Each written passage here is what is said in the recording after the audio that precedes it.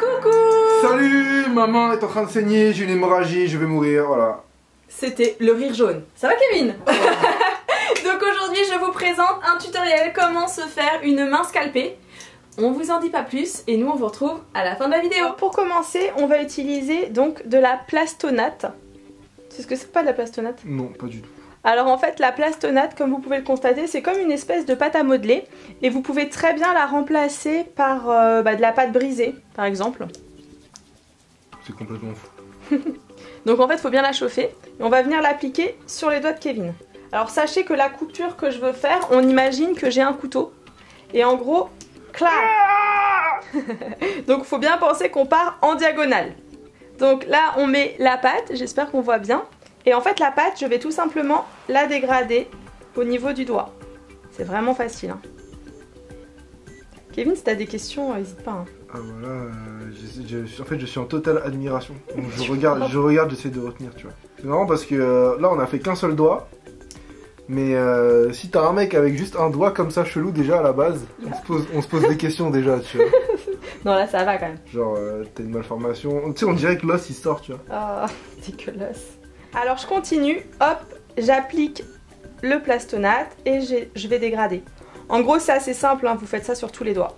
Alors là j'ai fini d'appliquer le plastonate et du coup je vais prendre mon faux scalpel et je vais venir sectionner au centre. Donc en fait sectionner c'est juste... c'est juste faire ça. Hop, voilà, passer tout doucement. Oh mon dieu. Voilà. En fait c'est pour faire les délimitations. Alors après, vous voyez, vous rapprochez les doigts pour que ça fasse à peu près similaire. Le mec en peine relou dans sa main. Le gars qui a trop mal. Attends, voir. Hop, je continue. Donc ensuite, ce qu'on va faire, une fois qu'on a coupé horizontalement, on va faire des petites fissures vers le haut. Voilà. Vous voyez, vous faites des petites fissures, comme ça. J'espère qu'on voit bien la caméra. Vous pouvez les faire plus ou moins hautes. J'ai fini d'inciser, on va dire, les doigts de Kevin et on va passer à la pigmentation ou au sang. Ouais, c'est à la pigmentation. Donc du coup, je vais utiliser donc cette palette de chez Mac Pro. Voilà. Et c'est parti. Alors, donc en gros, je vais vous montrer sur un doigt comment on fait. Il faudra reproduire la même chose sur tous les doigts. Donc je commence par prendre du rouge, bien rouge, que je vais mettre vraiment au centre. Donc on en met à l'intérieur. Wow. Ouais. Et du coup j'ai mis le pinceau que j'ai pris, c'est un pinceau eyeliner parce que c'est beaucoup plus fin. Donc on en met à l'intérieur. On en met aussi, vous voyez, sur le côté. Donc on y va mollo hein, parce que la plastonate ça a tendance vraiment à se casser. Donc il faut y aller tout doucement. Alors là j'ai une question de génie.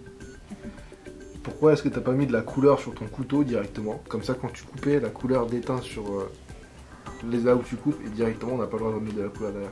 Ah, c'est parce qu'en fait je vais mettre différentes couleurs pour créer la profondeur et si je fais ça sur le couteau, ça sera pas madame je sais tout quoi, vas-y. Mais non. Trop pas. Alors une fois que j'ai mis le rouge, comment dire, vif, on va mettre le rouge, à toi Kevin. C'est du rouge ça? Ouais, c'est du bordeaux. Rouge marron quoi. Rouge marron bordeaux. Et en fait, pourquoi on va mettre celui-ci? Parce que lui, il va vraiment créer la profondeur. Vous allez le voir tout de suite. Ça fait vraiment le côté sombre et noir. C'est vraiment un travail de patience. Hein. Je sais pas si ça rend bien à la caméra, mais sachez qu'il faut y aller tout. Ouais, ça rend grave bien. Hein. Ouais. Ça rend de ouf. Vous voyez, faut faire vous remontez tout doucement. Coucou. Alors, je suis en train de continuer la pigmentation. Et pensez bien à faire les côtés. Donc sur les côtés, vous voyez, vous pouvez bien tapoter. Voilà. Putain, ma main elle est ouf. Et on finit la pigmentation par l'application du fard noir. Alors là, faut vraiment pas se rater. Il faut y aller tout doucement. Et il faut le mettre vraiment au centre. Mais vraiment, encore une fois, je répète, allez-y mollo. Parce que le fard noir, ça peut vraiment tout casser. Mais c'est aussi extrêmement important parce que je sais pas si on remarque au niveau de ce doigt-là. Mais tout de suite, ça fonce. Il faut bien en mettre aussi sur les côtés, sur les extrémités du doigt. Et pour finir le travail, on va venir mettre du faux sang coagulé. Donc c'est un petit peu dégoûtant. Tu peux aussi prendre à la place du faux sang de la confiture. Tu tapotes genre. Comment t'as envie de le lécher dans tes doigts? Ah. Après vous pouvez, vous voyez, étaler le sang. Comme ça enlève un petit peu les démarques. Et bon, c'est cralousque. J'espère qu'on voit bien la caméra. Ça va Kevin, toujours en vie? Non, je suis en train de me vider de mon sang, de mon faux sang. Du coup, je fais une fausse hémorragie et je crois que je vais faire une fausse mort aussi. On a terminé la main de Kevin, donc j'ai fait un peu une mise en place avec le couteau. Et voilà, et vous voyez, s'il plie un peu le doigt, je sais pas si on voit, mais on dirait que le doigt se tord. C'est crade.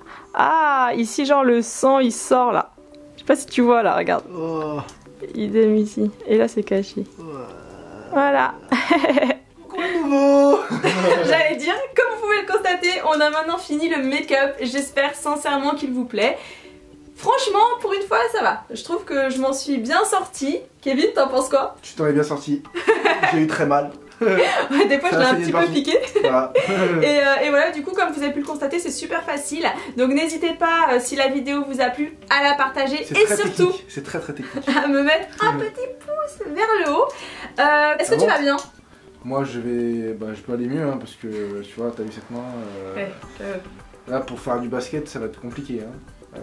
C'est vrai que tu vas être un petit peu handicapé. Même pour certaines pratiques avec ma copine. T'as une copine? J'étais pas au courant. Il se passe des choses dans la vie. Je peux pas tout raconter, tu vois. Mais c'est compliqué. Là, je sais pas si elle acceptera que. C'est. Voilà. Hein. Un peu problématique. Nous ne rentrerons pas dans les détails.